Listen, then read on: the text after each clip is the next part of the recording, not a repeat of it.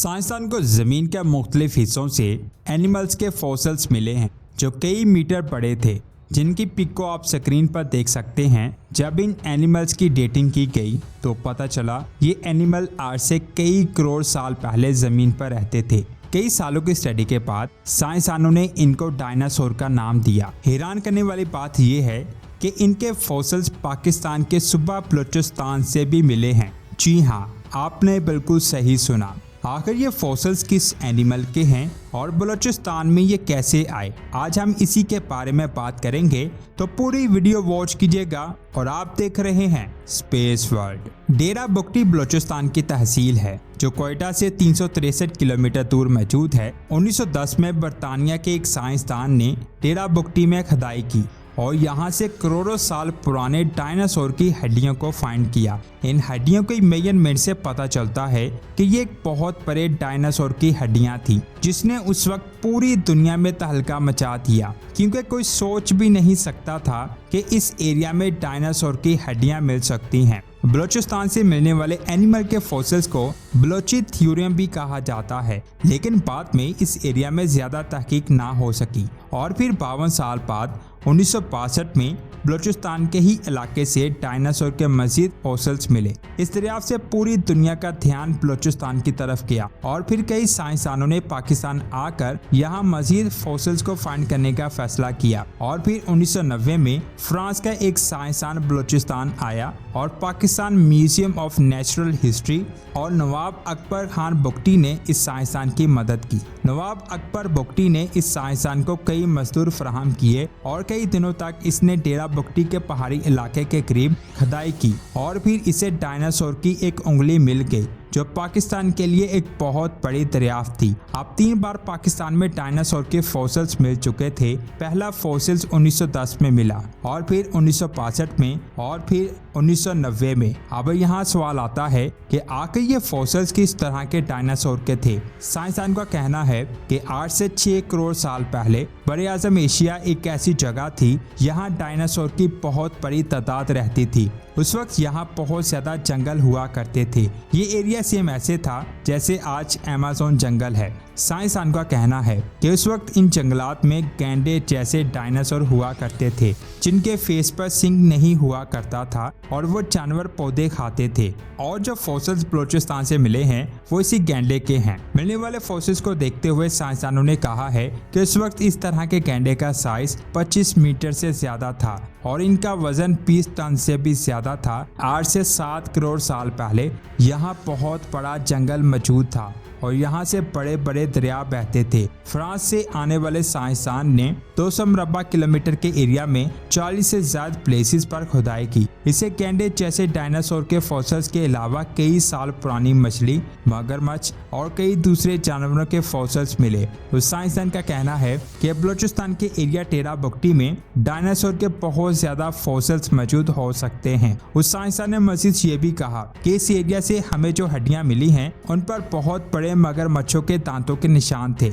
यानी वो हड्डियां करोड़ों साल पुराने गैंडे जैसे डायनासोर की थी जो पौधे वगैरह खाते थे और इनका शिकार उस वक्त मौजूद बड़े बड़े मगरमच्छ करते थे। इसके बाद जियोलॉजिकल सर्वे ऑफ पाकिस्तान के एक साइंसदान मोहम्मद सादिक को 2001 में बार खान से 35 किलोमीटर दूर पुत्ताकीर के एक मुकाम की चट्टानों के नीचे से कई फॉसिल्स मिले। आज तक बलूचिस्तान से जितने भी फॉसिल्स मिले थे, इनकी हड्डियों को जोड़कर एक ढांचा बनाया गया, लेकिन वो ढांचा मुकम्मल ना हो सका क्योंकि उन फॉसिल्स में कई डायनासोर की हड्डियां थी, जिनमें से किसी का साइज छोटा था और किसी का साइज बड़ा था। लेकिन Pakistan museum of natural history में इसी एनिमल का एक मुजस्समा रखा हुआ है, जिसे मिलने वाले फॉसिल्स को स्टडी करके बनाया गया है, जिसे आप अपने स्क्रीन पर देख सकते हैं। साइंसदान का कहना है कि इनका वजन 20 टन से भी ज्यादा हुआ करता था। इसके अलावा बलूचिस्तान से एक ऐसे एनिमल के फॉसिल्स मिले थे जिसने सबको हैरान कर दिया।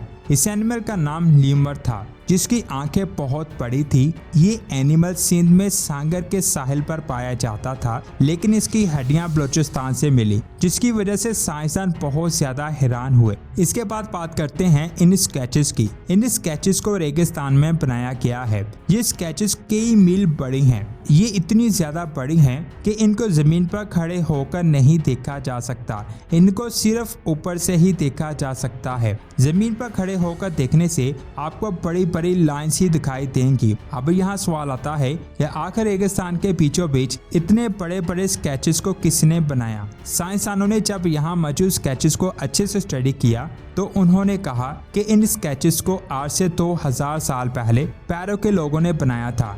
इनमें से कुछ एनिमल्स के स्केचेस हैं, कुछ मुख्तलिफ चीज़ों के हैं, कुछ सर्कल्स के हैं और कुछ अजीबोगरीब खतरनाक एनिमल्स के हैं। लेकिन हैरान करने वाली बात यह है कि आज से 2000 साल पहले लोगों ने इतने बड़े और क्लियर स्केचेस कैसे बना लिए, क्योंकि ज़मीन पर से किसी भी चीज़ की क्लियर इमेज बनाना बहुत ज़्यादा मुश्किल है और ना ही इसे ज़मीन से देखा जा सकता है।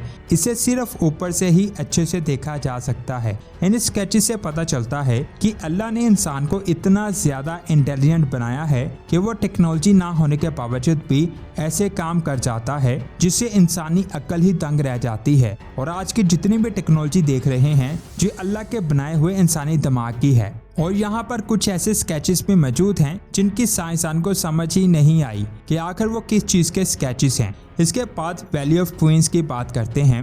अगर आपको लगता है कि सहरा में सिर्फ नदी ही मौजूद थी तो शायद आप गलत हो, क्योंकि साइंसदान के मुताबिक एक वक्त ऐसा था जब इस रेगिस्तान में समुंदर भी हुआ करता था, क्योंकि यहाँ ऐसे एनिमल के फॉसिल्स मिले हैं जो सिर्फ और सिर्फ समुंदर में पाया जाता है। आप इसकी तस्वीर को स्क्रीन पर देख सकते हो। अगर सच में यहाँ समुंदर हुआ करता था तो इस एनिमल के फॉसिल का रेगिस्तान से मिलने का मतलब समझ आता है, वरना ये बहुत हैरान करने वाली बात है कि समुद्री एनिमल का ढांचा रेगिस्तान में क्या कर रहा है। इसके बाद इस चीज़ की बात करते हैं। अर्जेंटीना में एक आदमी को ये चीज़ मिली जो देखने में गोल लग रही थी। जब आसपास के लोगों ने उसे देखा तो उन्होंने कहा ये चीज़ अंडे जैसी लग रही है और इतना बड़ा अंडा डायनासोर का हो सकता है। इसके बाद जब साइंसदान को बुलवाया गया तो पता चला ये डायनासोर का अंडा नहीं बल्कि ये एक एनिमल का शेल है। और ये शेल ऐसे एनिमल का है जिसकी नस्ल इस वक्त दुनिया में नहीं है, लेकिन ये आज से 10,000 साल पहले ज़मीन पर हुआ करते थे, जिनको क्लेप्टोडोन कहा जाता है। कि 10,000 साल गुजर जाने के बाद भी इस एनिमल का ये शेल आज भी बिल्कुल सही सलामत है। ये एनिमल अपने शेल का इस्तेमाल अपनी हिफाजत के लिए करता था। जब इस शेल का वजन किया गया तो पता चला कि इसका वजन 1100 किलोग्राम है, जिसे देखकर साइंसदान सर पकड़कर बैठ गए। जरा सोचिए, जिस एनिमल के शेल का वजन ही 1100 किलोग्राम हो, उस एनिमल के खुद का वजन कितना ज्यादा होगा और वो साइज में कितना बड़ा होगा। तो दोस्तों, ये थी आज की अमेजिंग वीडियो। आपको हमारी ये वीडियो कैसी लगी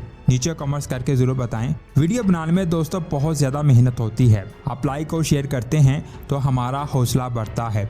अगर आप ऐसी ही और वीडियो देखना चाहते हैं तो हमारे चैनल को सब्सक्राइब करके बेल आइकन को प्रेस करें। मिलते हैं एक और शानदार वीडियो में। अपना बहुत सारा ख्याल रखें। अल्लाह हाफिज़।